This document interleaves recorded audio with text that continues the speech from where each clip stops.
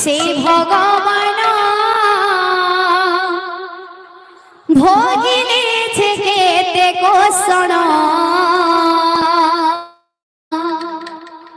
भक्त पाई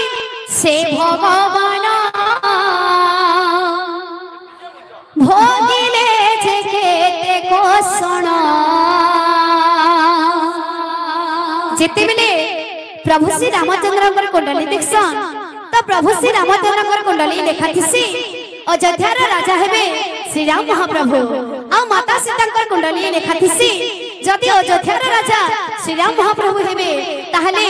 माता सीता कुंडली ने विधवा जोथसी तो ये कथा कि नहीं जेते बेले सुआसारी मन रे कथा होतसन सेते बेले माता कह कि से कथाटा के सुनी थीसन तो ताकर मने पड़सी से युद्ध टाइम रे कथा युद्ध टाइम रे दशरथ राजा माता कैकेयी को दुईटा वरदान दे बोली कहिथिसन तो माता कैकेयी से समय रे दशरथ राजा को दुईटा वरदान मागिथिसन क्या वरदान मागिथिसन गोटे वरदान मागिथिसन अयोध्यार राजा हेबे भरत महाप्रभु और राम महाप्रभु जिबे 14 बरस वनवास जीवन के बचावा लगी माता कह के राम को 14 बरस तक वनवास पठेथिसन गीतटा से भितरे आधारी